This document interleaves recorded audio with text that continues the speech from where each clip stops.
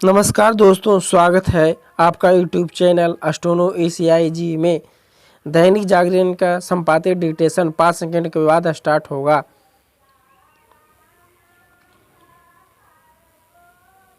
मुगल सेना को धूल चटाने वाले अहोम साम्राज्य के सेनापति लचित बरफुकन की जयंती पर प्रधानमंत्री ने यह जो कहा कि हमें स्वतंत्रता के बाद भी एक षड्यंत्र के तहत गुलामी का इतिहास पढ़ाया गया, वह कितना सही है। यह इससे ही सिद्ध होता है कि पहली बार इतने बड़े पैमाने पर असम के इस योद्धा का स्मरण किया जा रहा है।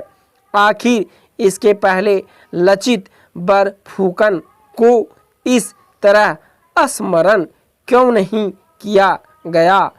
कोई भी समझ सकता है कि ऐसा इसलिए हुआ क्योंकि लचित बरफुकन और इन जैसे अन्य योद्धाओं को जानबूझकर न केवल विस्मित किया गया बल्कि इनमें से कुछ को तो इतिहास में भी स्थान नहीं दिया गया।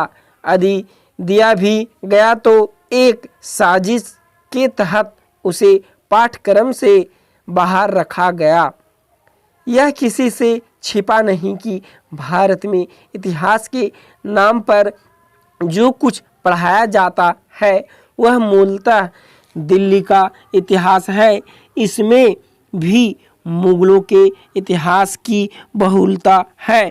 यह मानने के अच्छे भले कारण है कि ऐसा एक पक्षीय इतिहास एक साजिश के तहत लिखा और पढ़ाया गया। इसके चलते देश उस गौरवशाली और उल्लेखनीय इतिहास से अनभिज्ञ रहा जो देश के दूसरे हिस्सों में घटित हुआ। यह किसी से छिपा है कि विदेशी और बर्बर आक्रमणकारियों को तहस नहस करने वाले सुहेल देव, मार्तंड वर्मा, ललिता द्वितीय जैसे वीरों के बारे में भारत की नई पीढ़ी मुश्किल से ही कुछ जानती है। इसी तरह चोल, चालुक्य, काकतीय समेत दक्षिण भारत के अनेक प्रतापी वंशों की गाथा से भी हमारी पीढ़ी अनभिज्ञ ही अधिक है।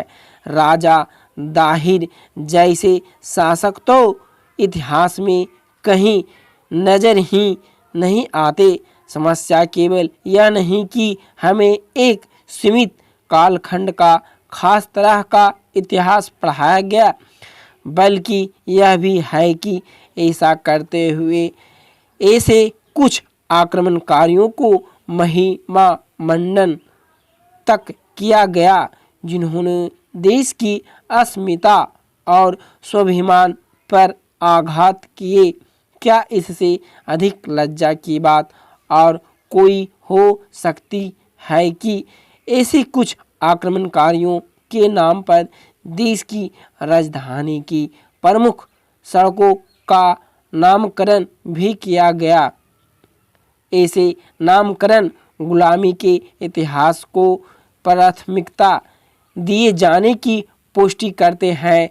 कोई देश अपनी सभ्यता और संस्कृति के ऐतिहासिक नायक नायिकाओं का गर्व से स्मरण तभी कर सकता है जब उन्हें इतिहास में समुचित स्थान दिया जाए।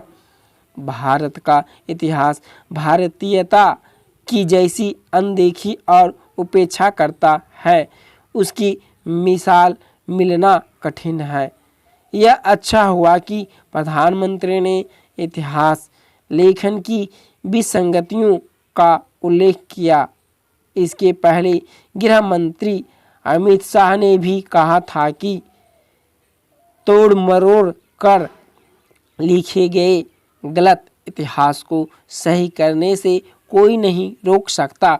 उचित यह होगा कि इस दिशा में ठोस कदम उठाए जाए क्योंकि इतिहास पर गौरव का बोध करके ही भविष्य को संभालने का काम सही तरह किया जा सकता है।